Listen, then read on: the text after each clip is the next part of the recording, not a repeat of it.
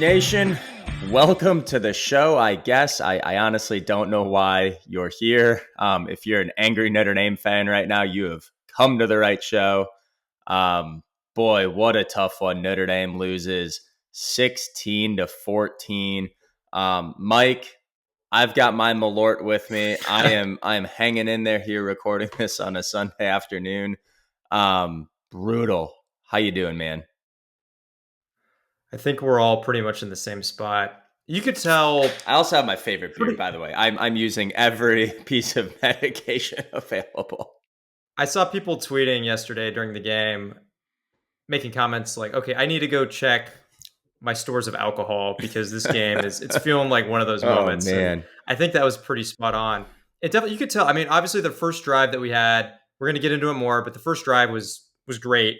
But from that point on, it really, you could tell it was just going to be one of those days. Now, I certainly didn't think we were going to keep playing like that to the extent that we actually ended up dropping this game. We talked about this last week, but we were overwhelming favorites. I think initially I had said like 99% favorites, and then you corrected me and you said it was 96% probability that we win. Well, we really pushed the statistical improbability to the limit in this one, unfortunately. And yeah, I mean that was brutal to watch. I mean, I think all the good vibes, all the positive feelings that we had from last week against Texas A&M, all that has been completely shattered. Everything is, we're pretty much, I feel like we're completely back at the drawing board now. I really don't know what to expect for this season going forward. I would say it feels like someone just swept the rug out from under me. I think that's Horrible. probably the best way I can describe how I'm feeling right now. And look, we are very consistent that we try to have fact-based analytical takes, try to stay level-headed, try to have a glass half full. There is no glass half full. I was texting my mom last night and she said the glass is empty. 100% agree, Mom. This was brutal. Now, if you're a fan out there who's threatening players or getting personal with their family or with coaches or whatever, we're not the show for you.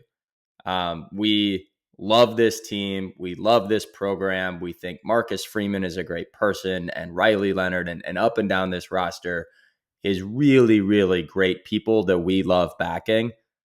But gosh, it's impossible not to be frustrated, to question everything, to look in the mirror and just evaluate how do we get here. So this show is going to be a sobering assessment. Easily the most unacceptable performance of the Freeman era. You know, the first year excuses, whatever, move on. This isn't Marshall or Stanford anymore. The Brian Kelly left the cabinets bare. Come on. You were left with a top 10 talented roster. You had 47 four-star players on your team, and NIU had zero. I'm going to say that stat again. 0 4 stars to Notre Dame's 47. So we're going to be brutally honest in this show. But before we get there, thank you. Thank you for listening, especially after weeks like last week. I'm honestly not sure why you're listening. I'm wearing my Celtics jersey to remind me that I have another team out there that is championship quality. Thank God that happened this year. So for those out there that are still listening to the show, go hit subscribe, share it with a friend if you find this useful. This is going to be cathartic for us. I hope this is a bit of cathartic for you, our listeners. This sucks. It is not fun being a Notre Dame fan right now. I do not want to go to work on Monday with a bunch of Georgia Bulldogs here in Atlanta. But we got each other.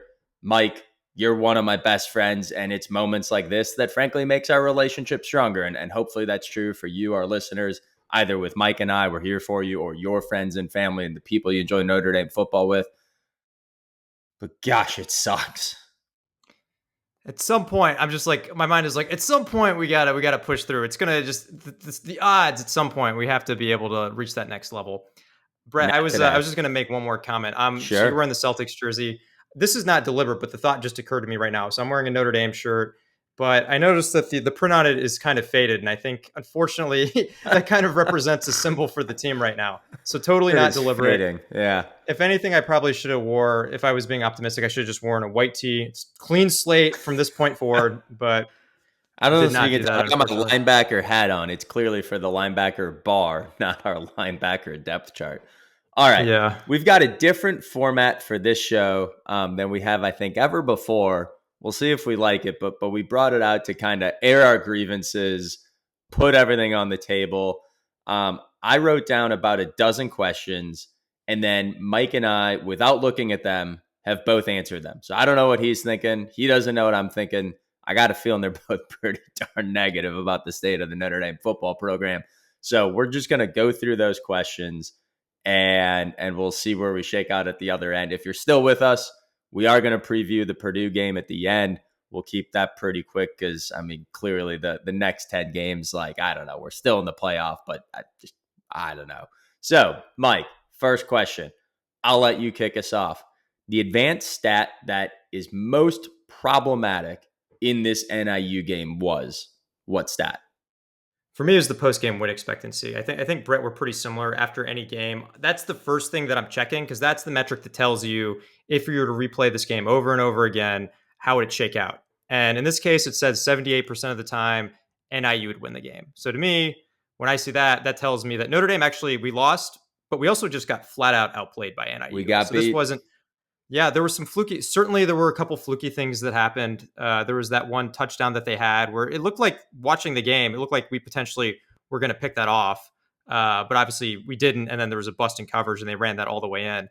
But even adjusting for those types of plays, NIU just played better than us, and I think you can see that in the yardage total. So if you just take that again, this just point blank, they had 388 yards. We had 286. So nearly a 100-yard advantage. It's going to be really tough to win a game when a team is outgaining you that much. And you also see it just on a yards per play standpoint. So they were averaging 6 yards per play. We were 4.7. Our yardage on runs was pretty similar, but unsurprisingly to anyone who watched this game, really massive gap in what they were getting in the passing game versus what we were getting. So they were getting nearly 10 yards per attempt on, per pass attempt, while we were at an abysmal 4.9. So for me, I think that tells the story. I mentioned this in the intro. There's a huge advantage that we had. Massive, as you mentioned, Brett, massive talent advantage. The probability of us winning this game going into it was extremely high. We were number 10 in SP plus going into this, and they were number 85. So that essentially suggests in this scenario that we should have won by 31 points. Obviously, that didn't happen. That tells you the extent to which we played down to the level of competition. And actually, more on that. So I guess there's playing down to the level of competition, and then there's this, and it really just boggles my mind how we could have such a swing in our play. And even if Texas A&M, even if they're not a great team, even if they're just an average team, I think even adjusting for that, the level of performance that we had in week 1 versus this, it still just kind of blows my mind how we could drop off that to that extent. You would think even in an off day that we would be able to still have enough to beat these guys, but we didn't. And as I mentioned, it wasn't even just fluky. They just played better than us this game. Yeah, there's a question coming up that I'll preview, but I won't give my answer. I'm going to give my backup answer. And it's how do you describe the state of the ND program in one word? And the answer I was thinking about, I didn't go with. The answer I was thinking about was erratic. It's just like, how do you go and do that against NIU at home after that game at Texas A&M?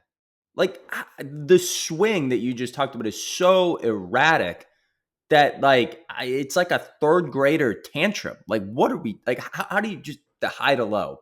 Mind boggling to me. The stat that I wrote down: interceptions in a clean pocket. 2. This game was not on our offensive line. We have an inexperienced offensive line. We have young starters everywhere: Anthony Knapp and Emil Wagner and Billy Shrout, Pendleton. List goes on. They're all young. They've all played 6 games before this year. Like I get it. But in a clean pocket, 2 interceptions. Like Riley Leonard is not a good quarterback. Seems like a very nice kid. I've loved following him on social media. I've loved following his, story from small town, rural Alabama. Seems like a great guy on and off the field. He was listed or described by his coaching staff at Duke as a developmental passer. We are watching a developmental passer with a clean pocket. You cannot throw those 2 interceptions that were just never there. Like they were just never there. I had one other one that I'm going to talk about a lot in this game. Mike, Do you know how many times we ran play action in this game? I have the answer. I'm just going to see if you know. I know the answer because I looked it up too. Yeah, It's just one. one time. One time we ran play action with the RPO quarterback. Like, this is what Riley Leonard does. Riley Leonard is designed to run play action all the time. Through 2 games, we've called just 5 play actions, just 1 in this game on 38 dropbacks. Like, we've got 2 amazing running backs that take a ton of attention from the defense. We have legs on our quarterback who takes a ton of attention for our defense. Just more than once can we make the defense think twice. Can we hold the safety? Can we freeze the linebackers before dropping in coverage? Can we freeze the blitzer before just gunning pinned ears back? Just once. What are we doing? Like, we've talked about this ad nauseum with Jared Parker. And by the way, we said in the preview that Denbrock isn't a big play action guy either, even with Jaden Daniels, and won a Heisman Trophy winner. I get it. Can we get any misdirection? 0 jet sweeps through 2 games. 0 times have we had someone run the ball not named a running back and Riley Leonard. Our best misdirection play right now is wide receiver bubble screens that by and large college defenses figured out 5 years ago. The wide receiver bubble screen was really cool, gadgety, and new when Jameis Winston was winning a Heisman a decade ago for Jimbo Fisher, and Jimbo Fisher could never move on from the bubble screen, and now it's just not that effective anymore in college football. People figured it out. I thought we got the new play caller who is supposed to be able to adjust to personnel, and we have a quarterback specifically designed for run pass option. The P is pass in RPO. Can we just run it more than once in a game? It's literally what he's built to do. All right, next question. Mike, back to you. The stat that you think is most problematic for things to come for the rest of the season. Yeah, I mean, so I think for me, the passing game is obviously the most concerning thing moving forward. So the interesting thing, though, is then when I was looking in the advanced stats on our offense, they weren't initially quite as bad as I was expecting, but you got to dig in a little bit deeper on it. So over the course of the game, our success rate was 44%. So I was actually kind of surprised with that. But it is inflated, I think, from that first quarter, particularly where we had that first drive where it seemed like we were moving the ball really well. As the game progressed, we got that number got worse and worse. So if I look at the fourth quarter, our success rate, and this is when we were in live or die mode, right? This is when all the stakes are on the table. You really see what your football team, how they're going to respond in a big moment like this.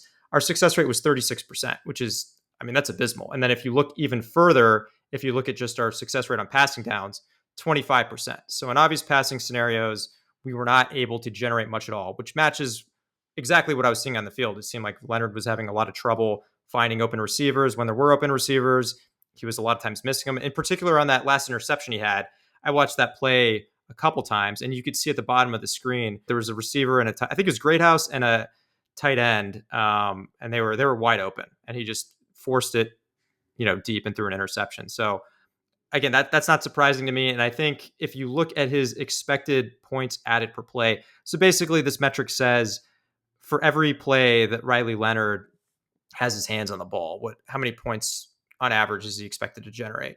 Well, for him, that stat was really low. It was actually, for Hampton, the quarterback for NIU, his was about 3.5 times higher than what Riley Leonard's was. So the NIU QB was much more effective at generating, meaningful stats in this area. And then in particular in the fourth quarter, Riley Leonard's expected points added per play was actually negative. So in that fourth quarter, he was a negative asset. If he touched the ball, on average, he was actually harming our team. So for me, as I mentioned, I think if you just look at some of these stats face value over the course of the game, some of them are not as bad as you'd expect. Again, turnovers don't ding these stats as much as you would think. But when you look a little closer, if you look later in the game, if you look at passing downs, if you look at expected points added per play, that's where you start to see a lot of these issues that Brett and I are talking about here in the passing game. And then I'm going to add another stat here that I thought was concerning. And this is on the other side of the ball, because this is an area that surprised me. And We called it out a little bit in Texas A&M, but I don't think either of us was overly concerned at the time. I think now I'm officially concerned, and that's our havoc rate on defense. So Mhm. in this game, we only generated a 9% havoc rate. And so, Brett, keep me honest here, but I want to say like an average havoc rate is probably, Mid-teens, well, like, yeah, I don't know, maybe it's like 16 or something 15%. like that. Yeah, Yeah, exactly. 9% is that puts you pretty low it's in the not entire good. country. And it was pretty similar last week. I think we were at about 10% last week at Texas A&M. So the defense, we generally kept NIU's success rate, I would say, fairly low. It wasn't, honestly, I would have expected us to do a little bit better. They had a 41% success rate. So that's like not good, not terrible, but it's okay. And we didn't allow a lot of explosiveness. But where our defense really struggled was in this havoc rate. And that's why it felt like at times we were struggling to get the defense off the field because we didn't have these big time plays that actually just cause a 3-and-out, that actually just get them off the field. And actually, if you have a higher havoc rate, your success rate that you're holding the other team to is probably going to be lower because they're in these more challenging scenarios. So to me, that's been the big surprise because I think this defense, as we talked about in our preview and as we talked about in all our episodes before this, it seemed like we had all the makings of a defense that should be able to generate a lot of havoc. We had exceptional players on the defensive line, linebacker, in the secondary, and it seemed like, given the right scenario, if you're playing a team that's not doing an overly conservative game plan, we should be able to generate pressure. We should be able to generate sacks, tackles for loss, turnovers, and so far we haven't. And I think that's, again, I'm not. We'll get into this more later, but I'm not putting this loss on the defense. But I do think that this is an area that had we performed a little bit better, I think we'd be talking a little bit differently about this game. Yeah, I have such a hard time. You're going to hear me talk very little about the defense in this game because I actually thought they played great. I know there's the 83-yard touchdown. I thought that was really fluky, but like if I look at missed tackle rate, Marcus Freeman called out missed tackles in the postgame presser. I get it. You have to call out everything. We only had 6 missed tackles in this game. The missed tackle rate was like less than 10%. Average is about 15%. All of that was fine. I will say, though, this isn't like there's kind of was NIU running a scheme that just didn't allow pressure? Because they're kind of a dink and dunk offense. I'll talk about that a little bit later, too. It's almost like the triple option with passing. I mean, just like a ton of just weird looks, weird direction, weird everything else, but like not super explosive. And they try to dink and dunk down the field. But we blitzed on 55% of their passes, and we only got 4 pressures in this game. Like, we just aren't generating pressure on the quarterback. I don't know how to do that, how to fix that. So I completely agree. That's problematic for the rest of the season. I think you can still have a great defense by kind of playing the bend, note, break. I don't think you can have the best defense in the country if you're only generating 4 pressures in an entire game against NIU while blitzing 55% of the time. My advanced stat that I think is the most problematic thing for the rest of the season: Notre Dame's passing touchdowns through 2 games, 0. Like, we're not a run the damn ball podcast. We are a huge believer that modern offenses need to have a dynamic passing game. Mike Denbrock was brought in because he just led Jaden Daniels to a Heisman Trophy in the best offense in college football a year ago at LSU for Brian Kelly.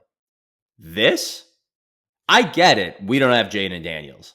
But this, I just don't know what to do if we can't get a passing touchdown. I think that's the most problematic thing for the rest of the season. Like, I don't know how we're going to beat Purdue, who is good in the front 7 to really pretty good and god awful in the secondary. The way you beat Purdue next week is to go throw the football. Like, if we just try to run it at Purdue, we might win. But that is absolutely not the optimal way to try to beat Purdue. But against NIU, I'm just going to say it again, with 0 4-stars on their team, we can't generate any passing whatsoever. None. Goose egg. 0 passing touchdowns through 2 games. Are we going to get one by November? That's my biggest problem going into the rest of the year. All right. I'm going to take this one first. Describe either the state of program as a whole or Marcus Freeman specifically in one word. I wrote down erratic, which I mentioned earlier, and I changed it to amateur. This was amateur hour. We've now lost to NIU, Marshall, and Stanford. We have lost 3 times in the last 3 years at home as at least 16-point favorites. Over that period of time, that has happened just 28 times in all of college football. Just 28 times has someone been a home favorite by at least 16 points. We are 3 of those 28. That's just amateur. This isn't taking over for a program with empty cupboard. I was so disappointed that that was a narrative that Brian Kelly left Marcus Freeman with an empty cupboard, maybe a wide receiver. The rest of this was a top 10 roster. This was one of the most stable programs, the most talented programs, and it's still incredibly talented. And when you lose games like this, it is anything but stable. In the era of NIL, in the era of the transfer portal and free agencies, like FBS football is a pro sport. No doubt about it. It's a pro sport. These guys are getting paid and it's a pro sport. Are they kids? Are they younger? Like, is it the NFL? No, I get that. Like, this is kind of like the tier 2. This isn't the Premier League. I get it. They play on Sundays. But this is pretty darn close, and we're running an amateur outfit. I'm with you on it, Brett. I think I'm going to hit on some of the same themes that you hit. I think it speaks to the level of frustration when one of the questions we're scouring our brain for what is the proper negative word that we could use here that perfectly encapsulates the feeling for the season thus far. And so for me, that feeling is waste. And I'm hitting on, like I said, a lot of the same things that you said. For me, this was the season where everything was going to seemingly align for a big jump. We're going to finally hit the big stage. We'll be ready for a home college football playoff game. The on-paper talent, for me, this is the best that it's been since I've been a fan of the team. It's the third year of a coach's tenure, historically significant for Notre Dame, and that's when you truly can see the the mark that they're leaving on a program. Deep experience, defense coming back. We talked about that ad nauseum, and admittedly for the defense, that's not. I think we're on the same page. I mentioned the havoc rate, but I do think for me, I wouldn't say I am extremely concerned about the defense. The havoc rate's a little concerning, but I still think that generally the defense moving forward is probably going to play pretty well. And I think another element here is that this is, for me, it seems like this is the most the university has been aligned on making the football team is competitive as possible since I've been a fan, probably since the Lou Holtz era. They've leaned into the transfer portal. They've been leaning into building NIL. We changed the final exam schedule for the students to look ahead to hosting a playoff game. That was a waste.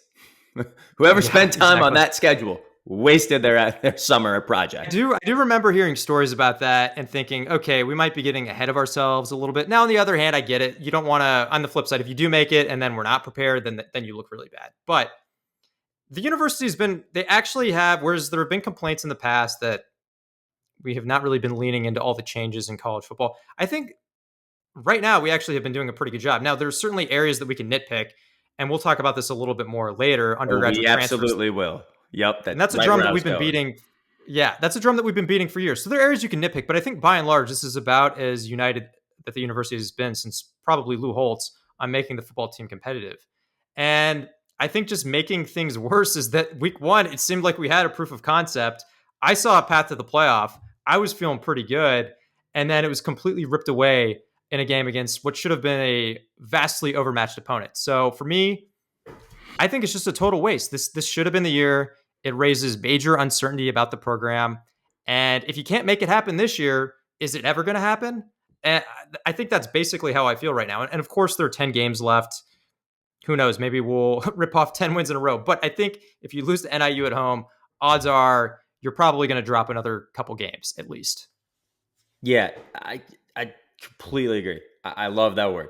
Ben Morrison's last year at Notre Dame. What a waste. Like, we are wasting one of the greatest cornerbacks in Notre Dame history. Xavier Watts.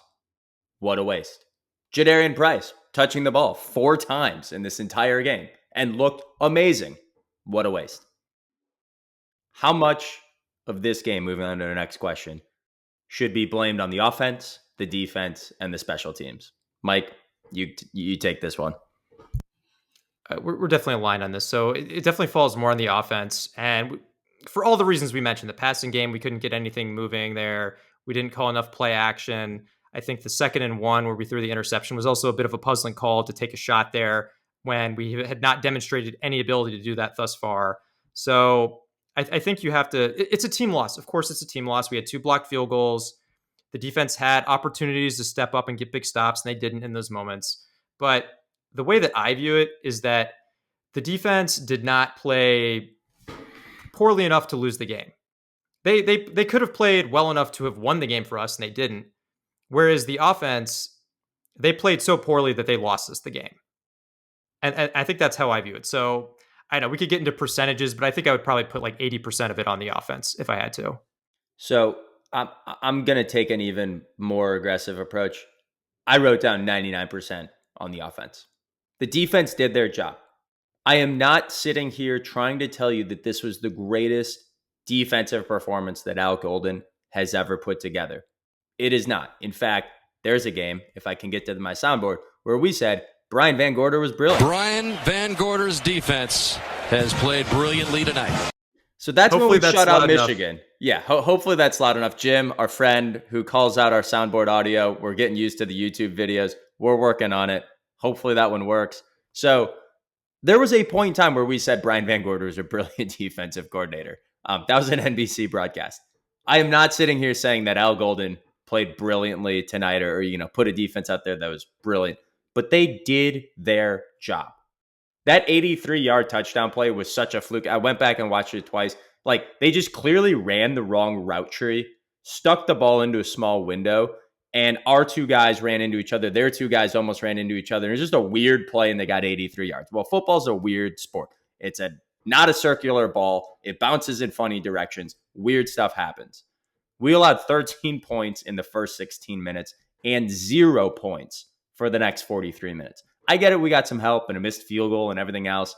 I get it. We gave up, 3 points with a minute to go. And I get it. We didn't get off the field enough on 3rd down.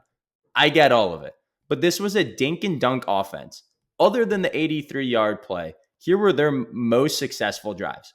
8 plays for 39 yards, 10 plays for 34 yards, 9 plays for 30 yards, 11 plays for 31 yards, and a field goal. Like, when they had success, they were like scrapping and clawing to get 3 yards here, 4 yards there, 3 yards here, 4 yards there. Like, we weren't giving up a lot. We were keeping them in front of us. We were tackling incredibly well. I'm just going to say that again. We tackled incredibly well in this game to the tune of just 6 missed tackles with 73 tackles. So that's translating to about a 7 or 8% missed tackle rate.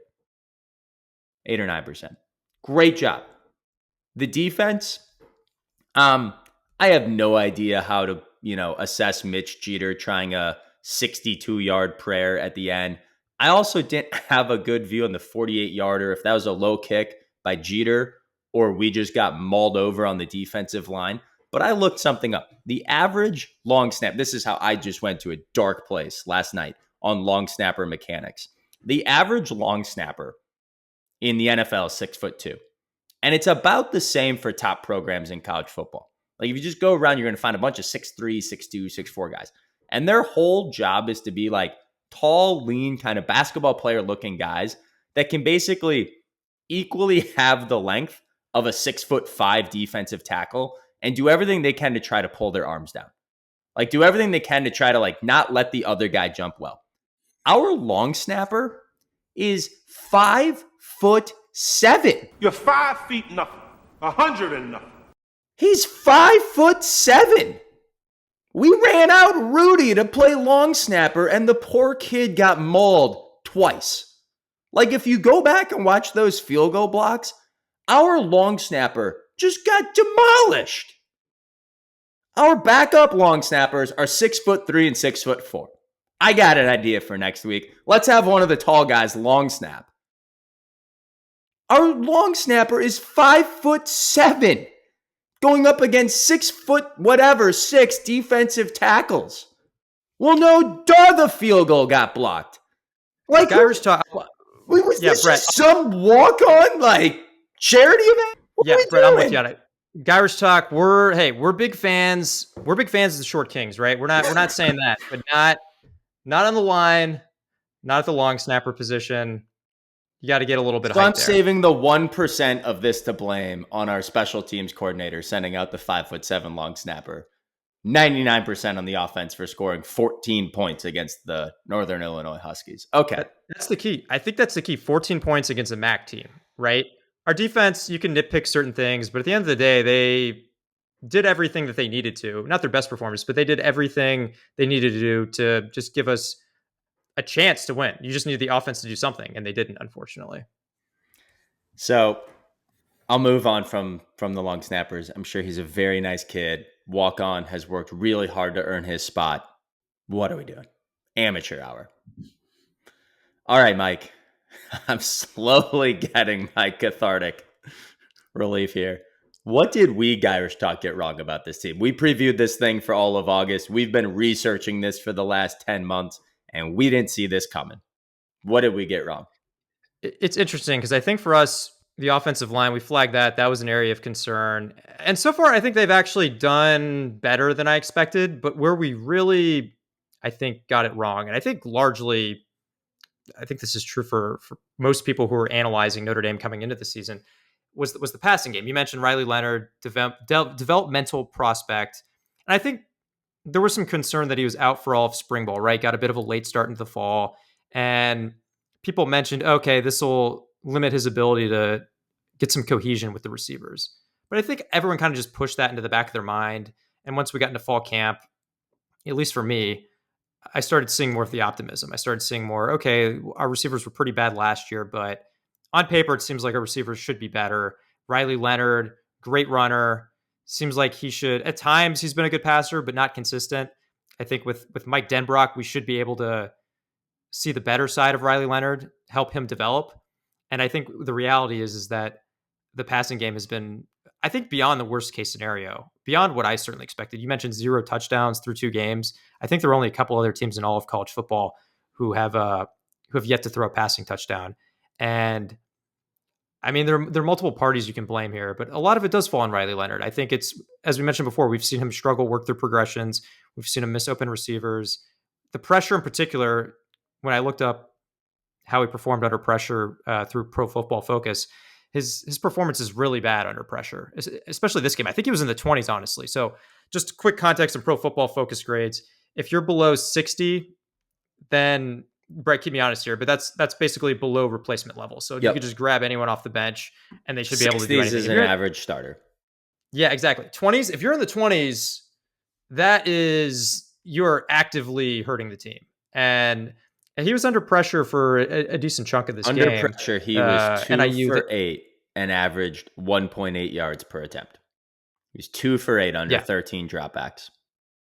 No way you're going to win if your passing game is like that. And all the stats, all the passing stats for this game, they pretty much give you the same takeaway. It was just an absolute abysmal performance. I think any pass longer than 10 yards, we just absolutely had no chance to consistently complete an effective play there. So I think we expected some growing pains, but this is far beyond anything I expected. I thought we'd at least be able to get something out of the passing game early, and then it would continue to develop as the season went on. So that's the main thing. And then I already mentioned the other one, Havoc. And I think this is, again, because the defense is not an area that I'm as concerned about moving forward.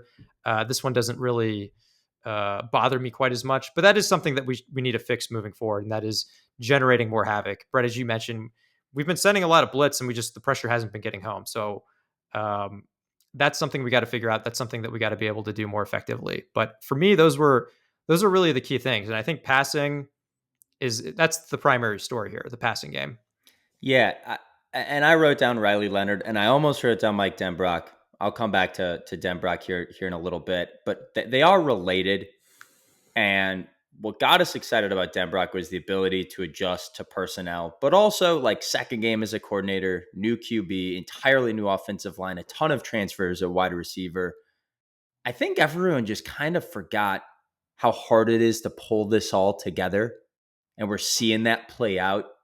But I just struggle moving on from Riley Leonard. And again, I just want to reiterate, we love this kid. And I really hope he goes out and proves us wrong and has a great rest of the year. I get it. the fan base is calling for Steve Angeli. But like, I'm still pulling for Riley Leonard. But I went back and rewatched this game last night and broke down, like I paused every single one of his incompletions, of which there were 13. 7 of them had a wide open receiver. Like 7 of them were just like pitch and catch, clean pocket, clean pocket, a couple times under pressure, but like wasn't really rushed, like had time, like wide open 7 times. Completely missed the guy, like not even close to the catch radius. Like 5 of them, the wide receiver couldn't even get like a hand on. Like they were just outside the catch radius.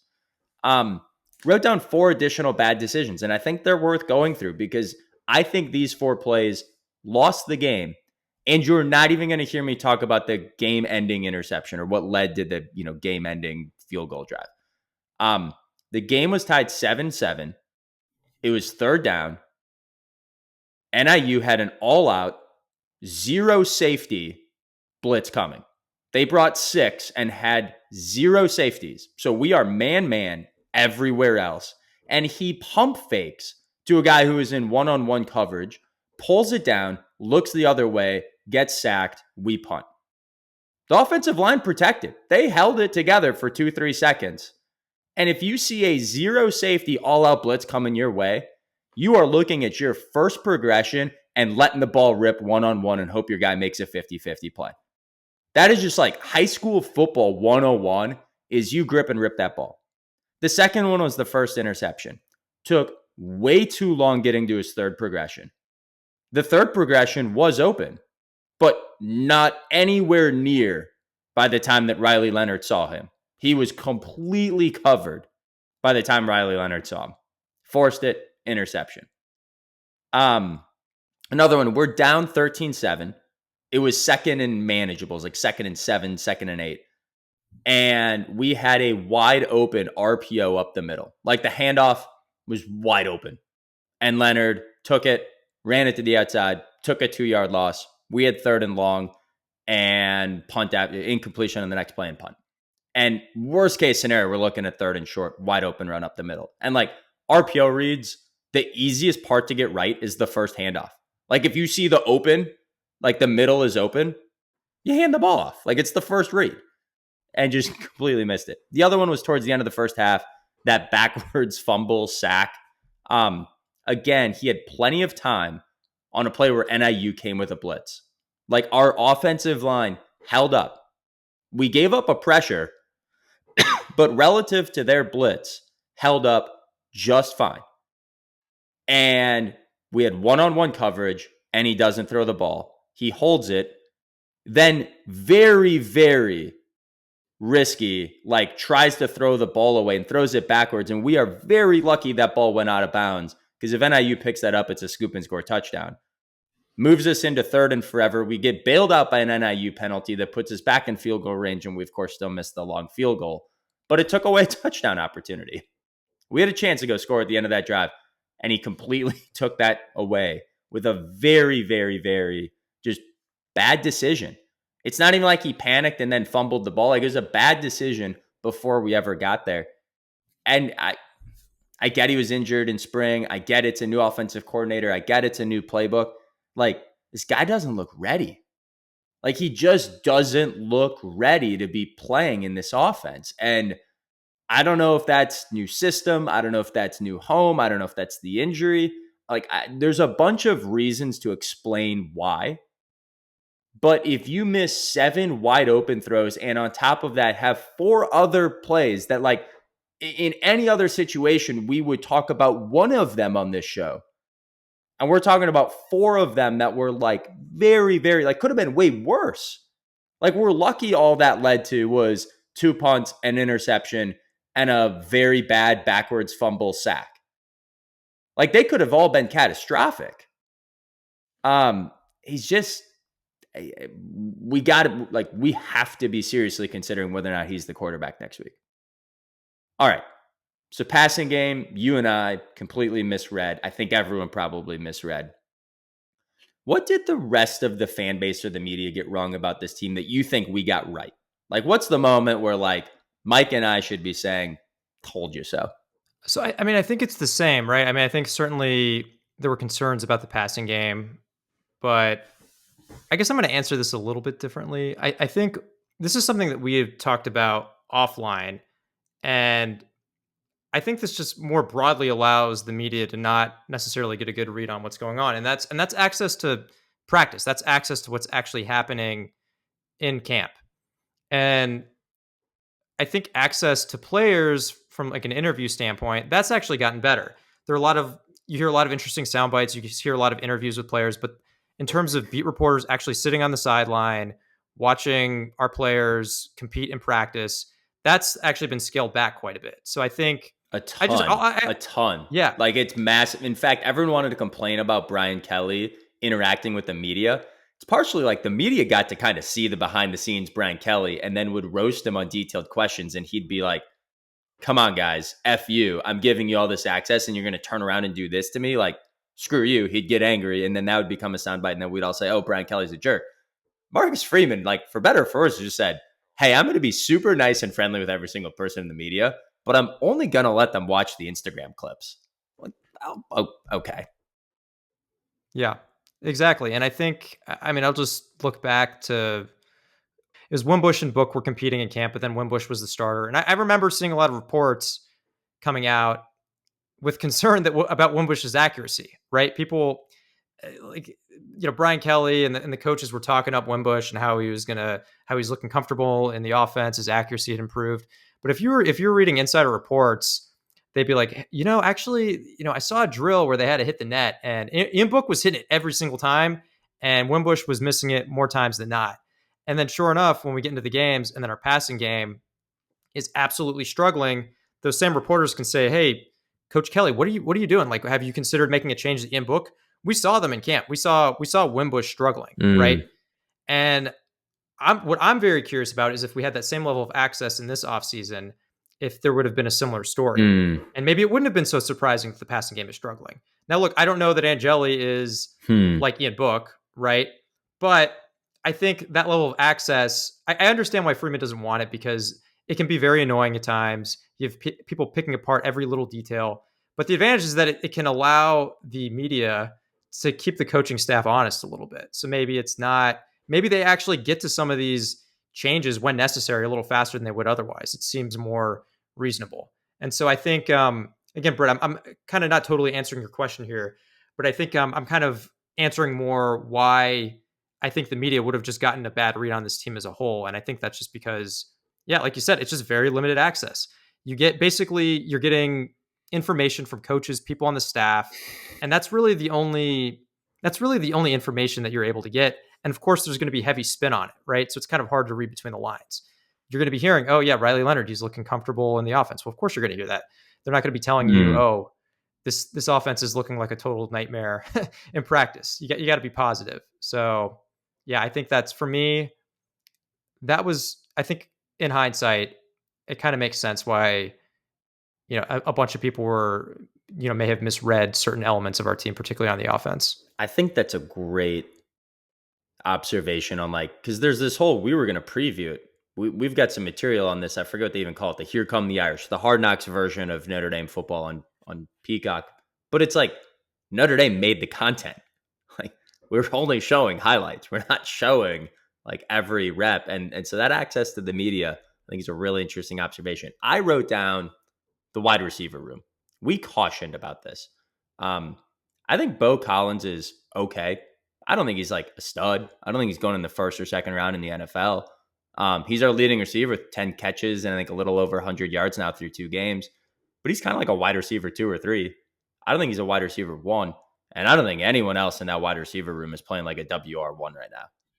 And everyone in the media was like, Marcus Freeman solved the wide receivers. We got Chris Mitchell. We got Jane Harrison. We got Bo Collins. Like Jane Greathouse is going to be great. Jane Thomas is going to be healthy. We've got a bunch of guys that haven't really produced at the college level. Certainly not. Like Chris Mitchell is the only one, and that was group of 5 at FIU. None of these other guys have had anywhere close to like 1,000-yard receiving season. None of these guys are close to a Kevin Austin, let alone a Will Fuller. We don't have Javon McKinley, let alone Michael Floyd. And I get that, I just said Riley Leonard missed 7 wide open players. I think those were actually the only times we've had an open guy. Like, we're talking about Bo Collins being good because he's winning 50-50 balls. I'd like to see Bo Collins look good because he's just wide open. Like, there's no separation. And I'm putting this one back on the Notre Dame administration too. So I'm going to sound off again because this is my cathartic episode. This is my mental health release for whoever is listening to this right now. We only allow our coaching staff to recruit grad transfers in the portal. And what that inherently means is it's guys that after 4 years are frustrated from playing somewhere else, and we're not good enough to go to the NFL. We're not good enough to be a first, second, or third round pick in the NFL. The guys that are in the portal because they were a backup to a really good player and weren't getting playing time, or had a coaching change and therefore wanted to go to greener pastures, and are potential studs, maybe not right away, maybe not All-Americans today, but we're 5-star recruits or 4-star recruits, or we're incredibly talented players. We can't recruit them unless if they go to a highly selective academic institution like Northwestern or Stanford or the Naval Academy. The rest, we can't even talk to them. They won't get admitted by the University of Notre Dame. I don't know why. Like, I get it. We have these academic standards, but we're talking about 5-10 guys a year. Like, all of our grad transfers are taking like 1-year master's in finance programs that is not highly selective. Like, all of these, we talk about these grad transfers coming to Notre Dame. It's not like they're in law school. It's not even like they're getting MBAs. Like, they're getting masters in management or masters in whatever. And they're great degrees. I'm glad we have them. This isn't a reflection on the Notre Dame academic standard. But if we're going to be serious about winning, if we are going to be anything but amateur hour, go recruit the best football players out of high school and go recruit the best players out of the transfer portal. Just move on with these they didn't take chemistry in high school. I don't care if they took chemistry in high school. I want them to win football games. I still want them to go to class. I still want them to graduate with a degree from Notre Dame. I still want to hold some standard. But we're drawing the line that they didn't take chemistry? We're drawing the line that their freshman year they didn't take enough seminar prerequisites at the University of Texas? I don't care. So here's some examples. Bo Collins was the 47th ranked wide receiver transfer in the portal. We're talking about him like he's Mike Floyd. There were 46 players better than Bo Collins at his position in the portal. Evan Stewart, 5-star, goes from Texas A&M because of a coaching change and winds up at Oregon, a top 10 program, who, by the way, has been struggling. And Evan Stewart balled out against Boise State. And they barely hung on to win because Evan Stewart balled out. Isaiah Bond, explosive player, goes from Alabama to Texas and is a huge part of the reason why Texas had an explosive offense that absolutely gutted Michigan. At least Michigan lost to. Doesn't that feel good? Isaiah Bond is a phenomenal player. Those were the top 1-2 guys in the portal. We can't even talk to them. In fact, Rico Flores and Chris Tyree were ranked as better transfer prospects than Bo Collins, and we all convinced ourselves, we being the media and the Notre Dame fan base, that we fixed the transfer room with Bo Collins and Chris Mitchell from FIU while we lose Rico Flores and Chris Tyree. By the way, Rico Flores had 3 catches for 102 yards and a touchdown in his opening game for UCLA. UCLA, right? I think he's at UCLA. Rico Flores, yeah. We're just not taking it seriously. And the wide receiver room is a perfect example where we didn't fix it. We patched holes at best. And it's a massive problem right now. Massive problem. Can we, Brett, can we clip that quote of you saying, I don't want them to take chemistry. I want them to win football games? Please. Please. Here, I'll play one more soundbite. And you're also going to walk out of here with a degree from the University of Notre Dame. That is awesome. I'm so glad that's the case about our fan base. But I also wish we could just win. We ain't come here to play school, right, Brett? No. I went to Notre Dame for school. I sat an intro to jazz with Tommy Rees. And trust me, there was nothing about that academic experience was remotely academic for anyone else in that class. Tommy Rees came to Notre Dame to play football. All right. Next question. I promise. Actually, I'll take this one because I'm going to answer it very shortly. Why is this loss worse than the prior losses under Freeman, like Marshall, like Stanford? It's year 3, and we're legit title contenders. Quarterbacks in place, coordinators are in place, experienced defense. It's year 3, and we're contending for a title. This isn't the audition anymore. Exactly how I feel. So year 3, but this is also the third time that we've actually dropped a game like this. So we have Marshall, we have Stanford, and then now we have NIU. So I think it's, again, we mentioned all the excuses are gone. You can't really have any excuses in this scenario.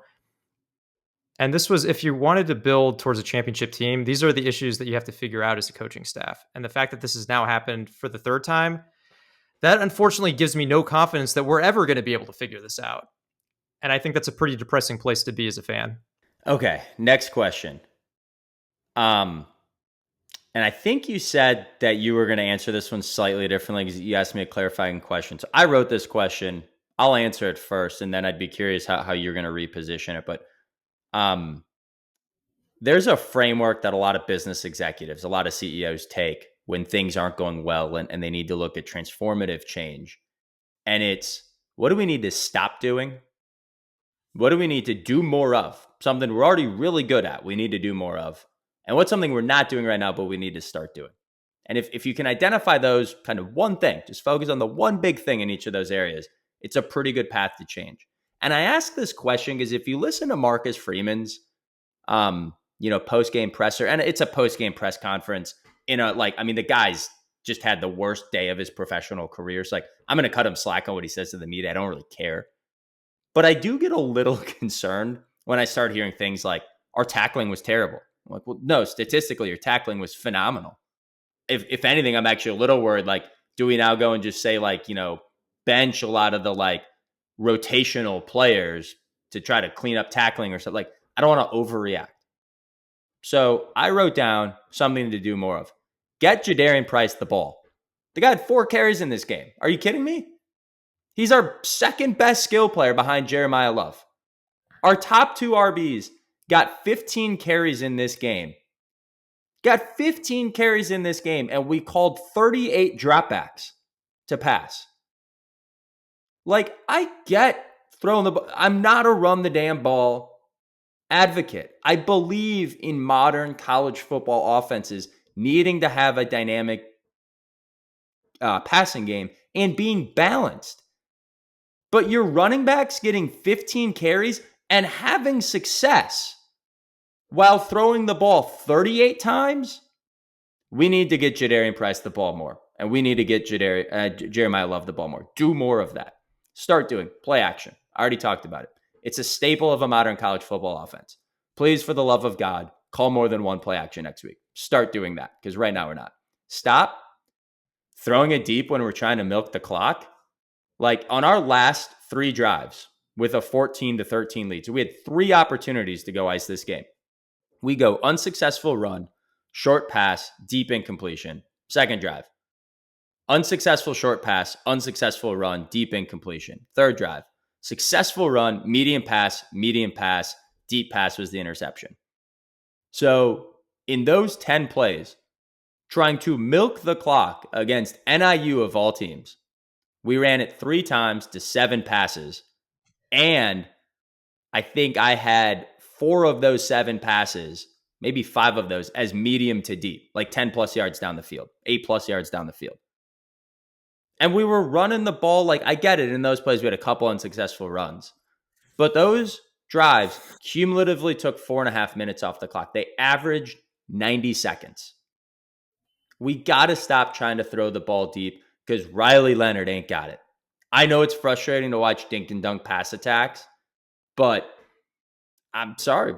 So long as Riley Leonard's the quarterback, if you want to throw it deep, it's got to be Steve Angeli or someone else. But we've now proven out, Riley Leonard isn't a deep ball thrower. And certainly when the game's on the line, why are we doing something we know isn't working? So that's what I had. Mike, what was your approach? Yeah, so I'm approaching it a little bit differently. In the spirit of election season, right? there's nothing more fitting than just not directly answering the question in the way that it was intended, right? Um, so I think for me, I guess the way I thought about it was, what is something that's actually going to generate meaningful change? And for me, there's really only one element on our team that can actually accomplish that. And that's in the passing game. If we can even just get our passing game to average, if we can just get it to the point to where you have to kind of respect it a little bit, I think that is the biggest impetus for meaningful improvement on this team.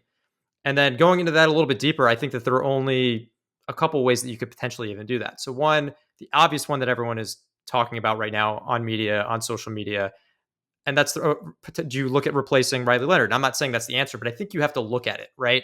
Is the answer here, is this a Wimbush type scenario where, okay, maybe we actually, sure, Riley Leonard's legs are fantastic. It, in theory, should add an element to our offense that you wouldn't have otherwise. So that would be great if you could do that. But if you cannot complete passes consistently, maybe you have to look at adding someone in who we know is at least a competent passer. We've seen Ageli enough at this point to know that he's at least a competent passer. Look, maybe he's not going to light the world on fire, but he's someone who could stand in the pocket and I believe consistently distribute the ball. So I think you have to at least look at that. I'm not saying that we have to do that. I'm saying that the coaching staff should look at that. They obviously know what's going on better than we do, but I would hope that they're at least considering it, because I think Riley Leonard's performances after the first two games have been truly, any way you measure it, they've been truly awful. And Brett, like you said, we don't want to hate on Riley Leonard. He seems like a great kid. He seems like he actually would be a good leader. But in terms of actually running this offense, it's been pretty abysmal thus far. And I think the other way that you could potentially fix the offense through the passing game, and Brett, you hinted at some of this already, is if you stay with Riley Leonard, which could be a viable option here, and maybe this is what we do, you just have to change how you approach it. So more play action, stop taking these deep shots, and you just call the offense more in a way that fits who we are, fits more who Riley Leonard is. And maybe that gets you to a place to where the passing game is, you can at least get something out of it, right? Maybe you're not going to get these 50-yard bombs, right?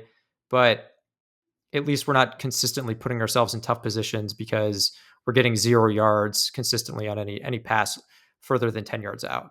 So that was the way that I approached it. It was just, how could we actually, what is the thing that we could do that could actually cause improvement on this team? And for me, it was just what I said right there with the passing game. So I'm going to skip here the next couple questions, but I want to layer on one more, and this is just in the interest of time, because I think we've covered them, and just so our fans know, like, you know, where's more of the blame on offense? Freeman, Denbrock, Leonard. Like, I think we fit that ad nauseum. It's kind of all three. What's going wrong in the passing game? Is it Leonard, the offensive line, or the wide receiver? It's Leonard and the wide receivers, but mostly Leonard, and I'd also put a lot of play calling into it. I don't know if I've really gotten out how frustrated I am with Mike Denbrock.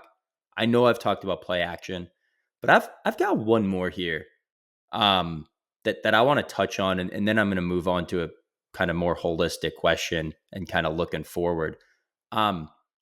This offense clearly has some very athletic pieces. Jeremiah Love, Jadarian Price. We're not calling jet sweeps. We're not calling misdirection. We're not calling play action. We're not doing anything remotely resembling misdirection. And it feels like I'm watching Jared Parker. Like, it feels like that was a Jared Parker offense out there. And I get we have an inexperienced offensive line, but in fact, all 5 guys on the offensive line graded out in like roughly the mid 60s, which is kind of average starter. They're all average starters. Average starters on the offensive line with our talent at the skill positions should win against NIU. They should be able to score more than 2 touchdowns. And one of the things we often talk about for misdirection is, are we running to the outside enough? And we actually ran to the outside a pretty good amount in this game. And when we ran outside left, it was like dead end every time. We had 3-4 attempts and it went for a total of 6 yards. It just wasn't really working. But to the right side, so whatever's going on Anthony Knapp's side of the ball and Sam Pendleton's side, when we were trying to run left, just wasn't really working. But when we ran right towards Emil Wagner, we had 6 runs for 39 yards when we got outside of Emil Wagner. And between the right guard and the right tackle, we had the 34-yard touchdown run for Jeremiah Love with the highlight hurdle.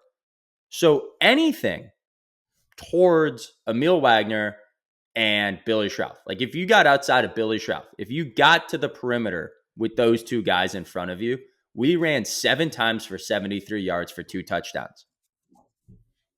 Why did we only do it 7 times? Like, we were averaging 10 yards a play running behind Billy Schrauth and Emil Wagner. Do more of that. Like, just keep doing that until they stop you. Like, one time. Make them stop you once, twice. I don't know. I just don't get it.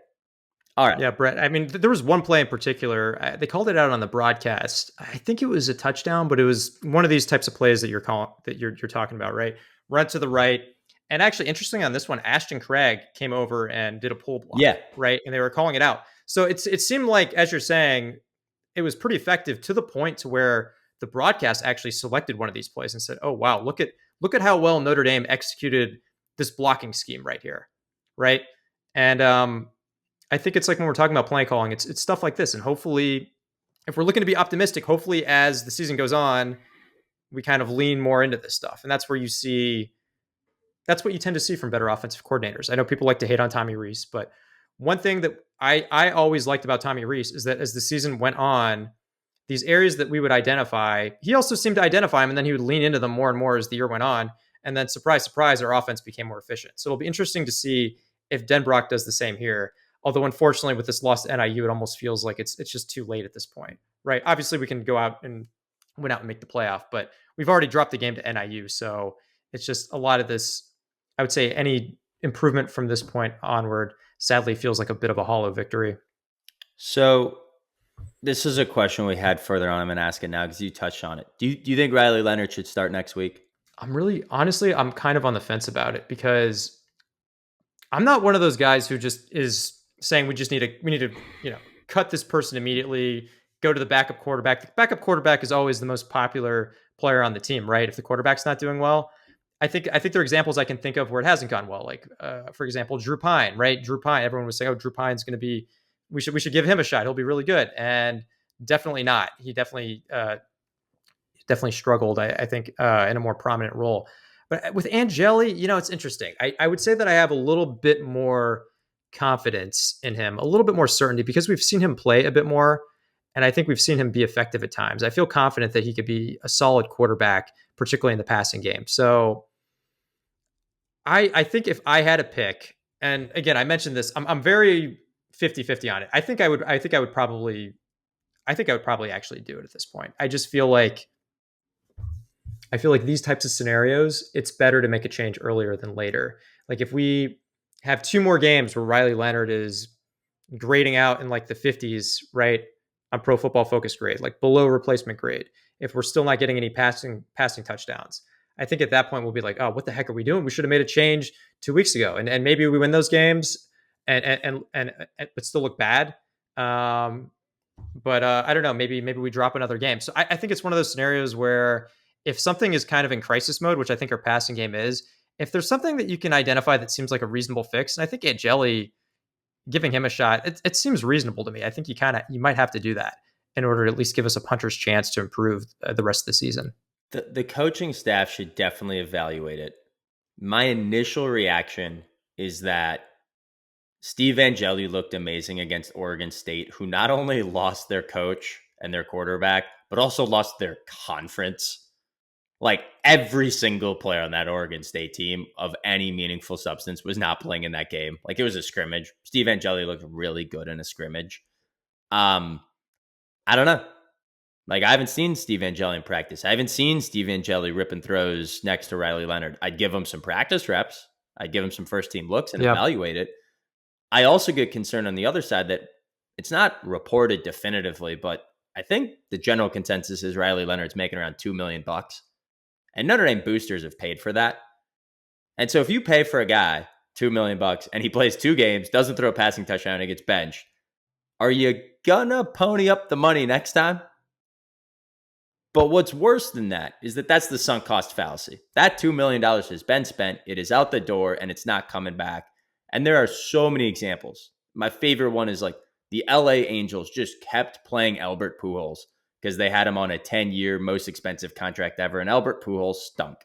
He was injured. He was 42. Like his prime was so long gone. But hey, we're paying him $50 million a year. Like, well, we got to run him out there at DH. And he stunk. And so I worried that NIL money will actually start creeping in to who sits or starts decisions, or boosters, whether they are like, hey, I already wasted my money, do whatever you want, or if the booster's like, really? I paid $2 million for that? Like, no, that kid's playing. Like, that's my investment. I don't know. I don't know the answer to that, but I get worried because that comes out in pro sports all the time. There's constant examples of like the guy that got the really big contract. Well, now we have to play him. No, you don't.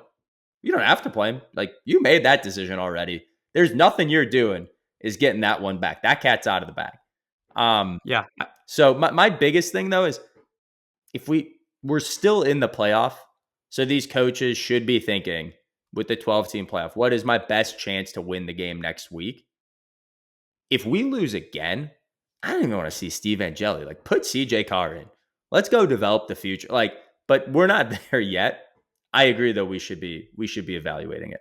Yeah, and I think, I was kind of giving a gun to the head answer, right? But I think like more realistically, I think where I'm at is if Riley Leonard comes out and looks like really bad through the first half of next week, I think at that point you probably got to give Angeli a shot, right? Shortly. So I think it's like we want to have a measured approach to this, but I think we're at the point now if we get some more data next week, and we're really struggling against Purdue, who we'll talk about soon. I think it's like, all right, okay, we need to make a change for this game. And then after this game, then we can evaluate if we just stick with this moving forward. Yeah. But all things are on the table. So first year athletic director, Pete Bevacqua. Did I say that right? Or it's Bevacqua or Bevacqua?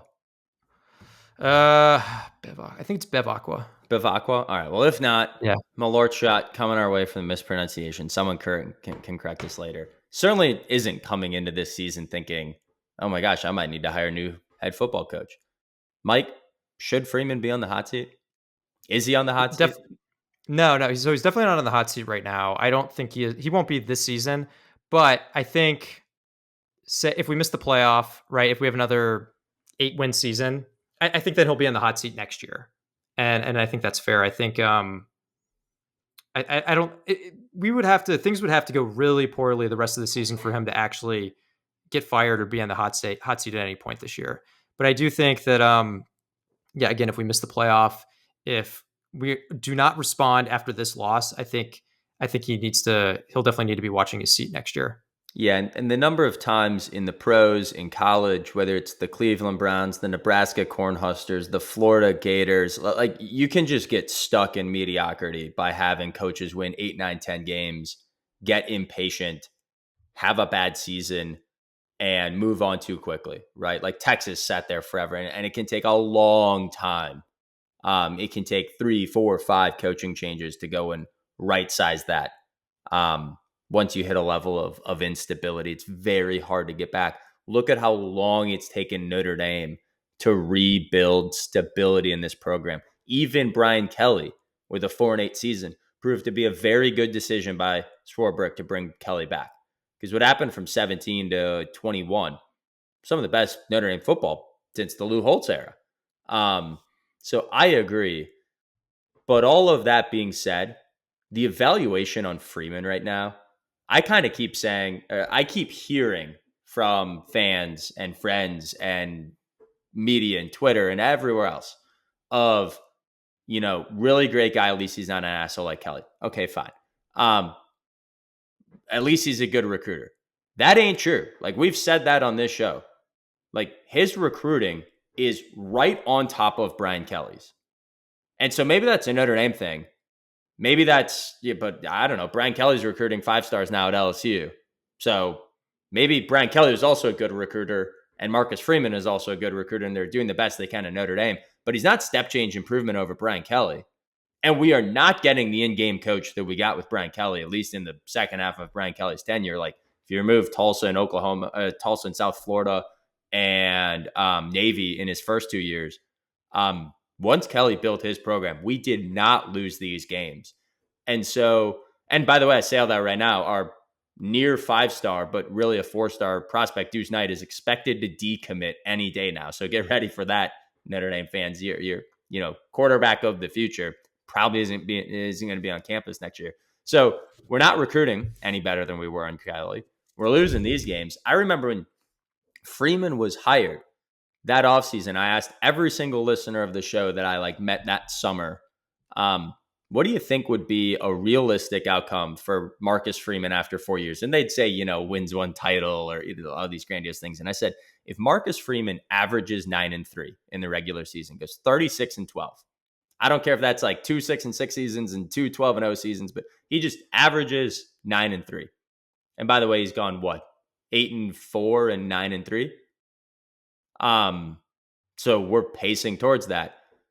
What would your reaction be? And the reaction was wildly unacceptable. That was the consensus was completely unacceptable. I can't even think of that scenario.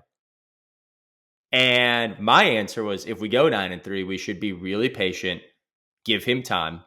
Coaches don't become experienced, savvy coaches in 2 years.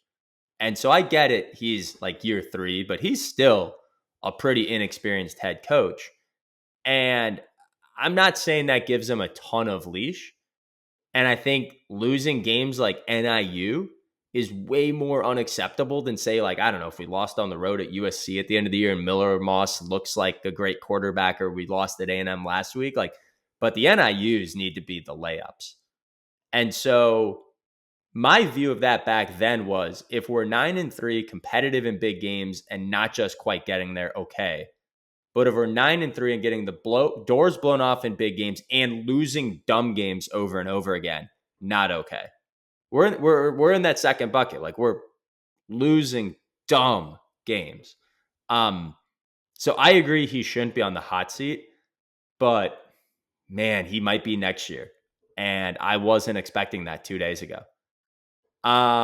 Okay. If Notre Dame makes the playoff, because by the way, folks, this is a 12-team playoff, and if Notre Dame goes 11-1 and runs the table, which I know right now seems like the most improbable thing ever, but if Notre Dame runs the table, which going into this game, 2 days ago, we would have said Notre Dame is favored in every game from here on out. So every one of these games is still winnable. What happened? What's the narrative, and how do we get there, Mike? So I think first, the defense, I'm going to start with what I think is the most likely here. Defense fully returns to form, right? So I think we start seeing the havoc that we were talking about. And as we mentioned, they're not the reason that we lost NIU. They could have played a little bit better, but definitely not the reason that we lost. But I think for us to actually make the playoff, they have to become that top 5 unit that we were expecting them to be, maybe a top 3 unit. And I think if they actually start generating a lot of havoc, I think that hopefully can kind of get them closer to that point. So that's where I'm starting. I think the offensive line, this is another area that seems pretty likely to me as the season goes on. The offensive line continues to improve. They've played fine. They have not been a reason that we've lost any of these, that we lost this game. They played fine versus Texas A&M. I think they'll continue to improve, and maybe by the end of the year, they're actually an asset. And then most importantly, we have to figure out a way to wake up the passing game, which we've said this many, many times. And I think if we're able to do that, if these things happen, then it's not completely far-fetched that we could make the playoff. But we have one key here is we really have no cushion anymore. We have to take care of business in every one of our remaining games. So I wrote down a couple things. One, our defense, which, by the way, this is still intact. I had 2 hot takes this year. Notre Dame was going undefeated. That hot take, womp. Second hot take, Notre Dame's defense doesn't give up 20 points in a game. Didn't give up 20 points in this game. So last year, our running backs averaged about 30 carries per game. Right now, we are averaging 18 carries per game. So I think we get there, because I actually don't think our defense needs to do any better. I think our defense needs to keep doing exactly what they're doing. I would love a little more havoc. I'd love a little more pressure. I get it. But I think this is all about getting back to a balanced offense. That does not mean go and run it 40 times a game. That doesn't mean go 2/3 run, 1/3 pass, but getting back to a balanced offensive approach. Get Jadarian Price and Jeremiah Love to be the feature of this offense. Feature those guys, featured backs. Get 25, 30 carries, 10, 15 for each of them. And Mike Denbrock is the reason why we made the hire. Like, he learns to make adjustments. He learns to find what's working for his offense and fit his personnel. Doesn't feel good about that right now. Like, I don't think that's happening. I don't think we're going to go score 45 points next week and all of a sudden become an offensive juggernaut. Mike, last question before we get to Purdue. Clearly you and I are in a pretty frustrated places, and I'm sure every fan out there is. Why should Notre Dame fans tune in next week? So, one, we're fans of the team, and so we should support them through thick and thin. But I think for me, another big element is just to see if our team gives up or if we have fight in them. And I tend to think that they are going to take that loss from NIU and use that to motivate them, to fuel them. And I think they'll come out and we'll see a different team against Purdue. Now, is that going to manifest itself in a effective passing game? I don't know. That's a completely different question. But I think generally you're going to see a more fired up team next week. And then I think kind of within that as well is I think something you consistently hear people say in football is you're never as good as your best win and you're never as bad as your worst loss, right? And so I think for me, I want to see within that range, where do we fall? How are we closer to the team that we saw versus Texas A&M, or are we closer to the team that we saw against NIU? So I think this next week against Purdue, I think that'll be a good data point to see where exactly we are. Because right now, I mean, this was a theme that we hit on at the beginning of this episode. We're all over the place. We're extremely volatile. So it's hard to judge exactly how good this football team is right now. And the more data I can get to try to make a judgment on that, the better. So for me, I think those are the key things that are motivating me. Those are the key things that I'm looking for in this matchup against Purdue next week. I mean, I don't know why our fans are even listening to this podcast right now. If you're still with us an hour, 20 minutes into the show, like, I guess you're crazy, like Mike and me, right? Like, that this is, this is just painful. But in 2022, after losing to Marshall, we won 9 of our last 11 games. We beat 4 ranked teams, including number 4 Clemson, in an absolute throttling at home. Like, football's a weird sport, and we are going to be the more talented team in every game we play this year, other than maybe Florida State and USC, but I even think we're more talented than those teams. So, like, there is an argument to be made that we should be favored in every single game from here on out. I'm not predicting that. I'm not predicting Notre Dame goes 11-1 and makes the playoff. Really hard to imagine, like, this version of Notre Dame hanging in there with Miller, Moss, and USC. It's really hard to see that. But I think the reason to believe is a 12-team format. Season's not over with 1 loss. You kind of got to get an NFL mentality that, like, hey, you can lose a couple games and still go play. This one is this big of a favorite. It hurts, but I think the reason to tune in next week is we got a 12-team playoff, and there's something to still go play for. So, Mike, let's turn our attention to the game next week in West Lafayette. One of Notre Dame's, only 2 or 3 true road games in this season. Longtime in-state rival. They play for the Shillelagh Trophy, which is also the same name as, I think, that's the jeweled Shillelagh. Jeweled Shillelagh, yeah. So this is without the jewels. This is the non-jeweled Shillelagh Trophy. That's what they should call it, the non-jeweled Shillelagh. Played annually up until 2014. Our senior year, they said, you know what, these idiots, they just get too drunk at these games. We can't do this anymore. No, that's not what happened. Notre Dame leads the all-time series 57-26-2. Last time this game happened, Notre Dame won 27-13 in 2021, Brian Kelly's last season. This is a rebuilding year, a rebuilding program. Jeff Brom has left. Their head coach, Ryan Walters, had a tough first year, went 4-8, wasn't really competitive in many games last year. And Mike, SP Plus has them as the 58th team in the country, so a relatively bad Power 5 team.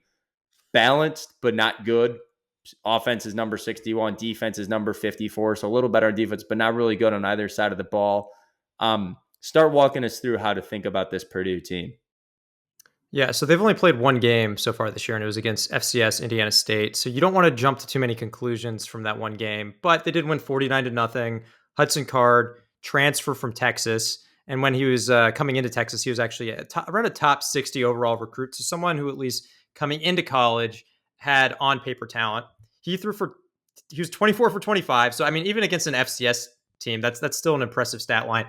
273 yards, 4 touchdowns. And then last year he played okay for Purdue. He had a 59% completion rate, 15 touchdowns, 7 interceptions. So, okay, didn't light the world on fire. It'll be interesting to see if he can make a jump this year because, as I mentioned, he was highly touted.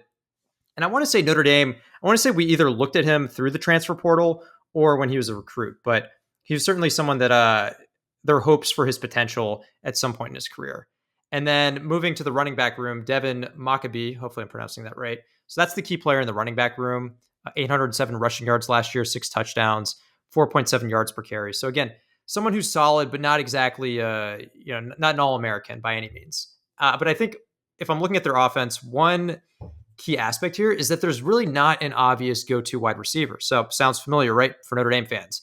So they use the portal to fill some gaps. They have players from UCLA, Georgia, but their key transfer who came from FAU, who they expected to be their wide receiver one, unfortunately, he had a season-ending injury in camp, so they've had to scramble to fill that a bit. So I think if you're looking at their offense, maybe they continue to, it's possible the SP Plus rating right now could undersell who they are if Hudson Card takes a big jump. But based on what they did last year, this isn't an offense that should be putting up a ton of points. And then moving to the other side of the ball on defense, Brett, you called out on paper, this sounds like it should be the stronger unit against Indiana State.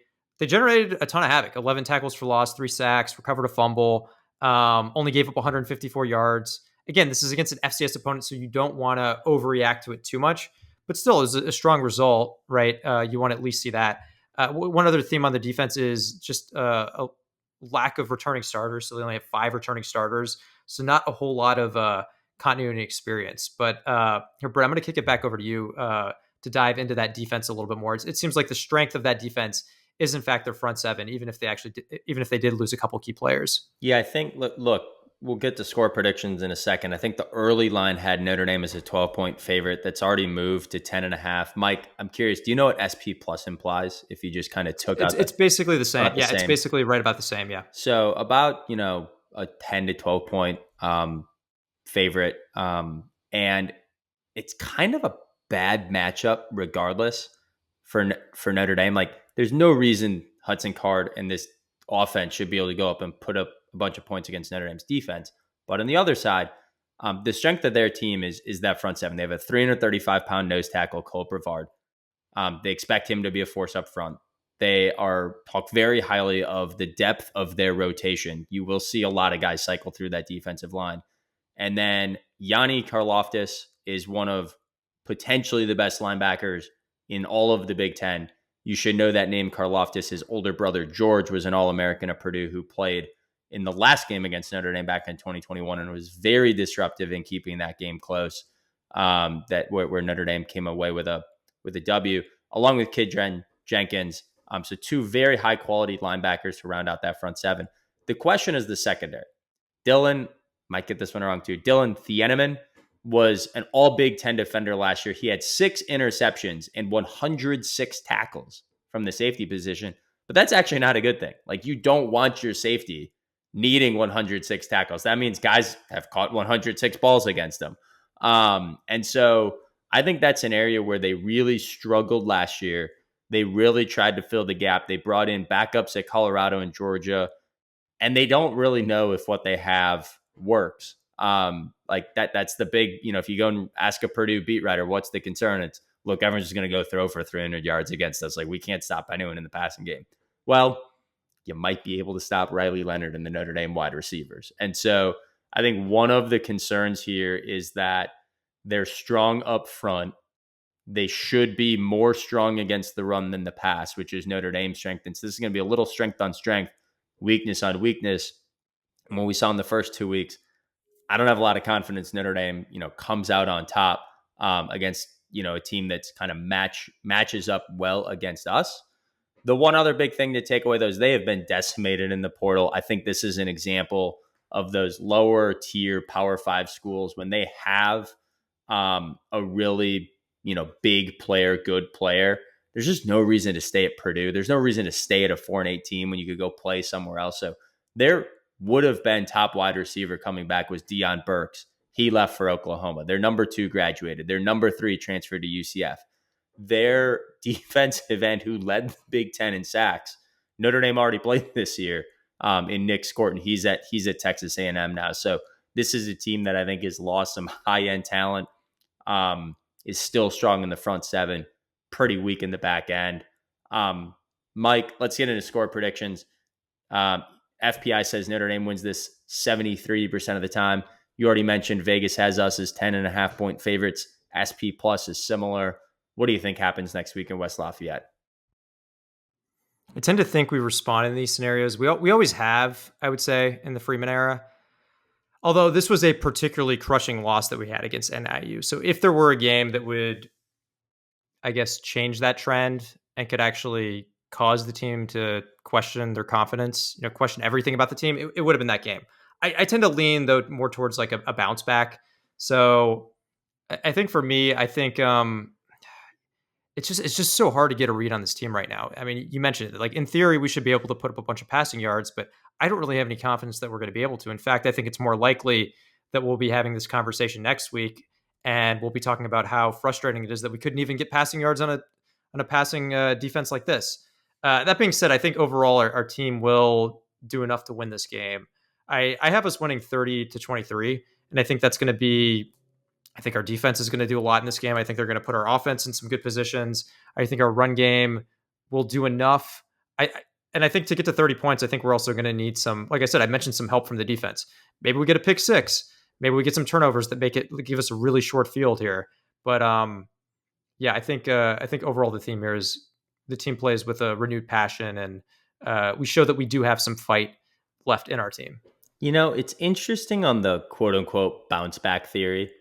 Doesn't always happen. So in 2022, we lose to Marshall and came back and stunk against Cal and squeezed out a 24-17 victory. We then, later on in the year, lost to Stanford 14-16 and came out pretty flat and eventually blew out UNLV 44-21. I went back to 2010.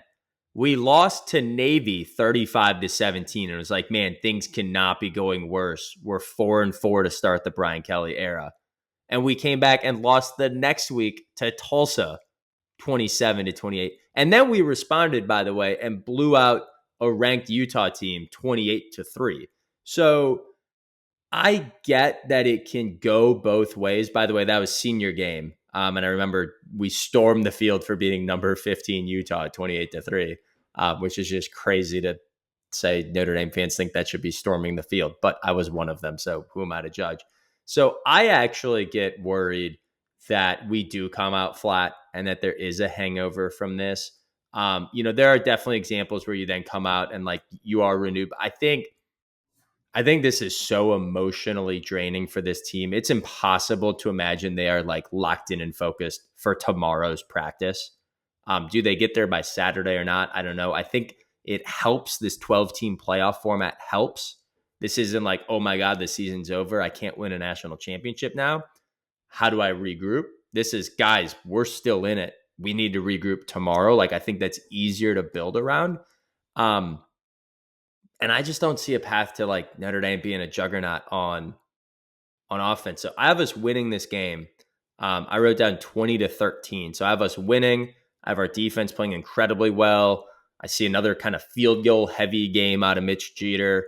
But I think until proven otherwise, I don't see this Notre Dame team putting up 30 points on offense or kind of like running away with the game. So I've got this one 20-13. Notre Dame wins, but I'm just preparing myself for another slog of a game and hope we come home with a W. But I don't have a good read either way. Like if you told me they went and won 42-0, it wouldn't surprise me. If you told me we lost, it wouldn't surprise me. Like I just think there's so much unpredictability right now in this program. I could see it go anyway, but I've got it 20-13. Notre Dame squeaks out a win, keeps the season alive, but I don't have them covering. I wouldn't put money on Notre Dame with a 10-foot pole. Yeah, that's where I'm at. And I think when I said bounce back, that probably was overstating it a bit because at the end of the day, I only picked a 7-point win. I think if you told anyone a 7-point win against Purdue, they'd be like, okay, that's like fine, right? So we'll see. I don't think either of us are. It'll be a bounce back in the sense that we look better than we did against NIU, which is, that's not saying a whole lot. Rough one. Well, hang in there, Gyrish Nation. Mike, always good hanging out with you as always. Hope you found this as relief as it was for me. This was my cathartic hour and a half with you, an hour and a half with our listeners. So thanks for tuning in. And until we meet again, Gyrish and beat Boiler Makers. Woof. Can't even say it. Irish. Yeah. Beat Boilermakers. I think that's a Malort shot. That's a Malort shot. All right. Take care, fans. See ya. See ya.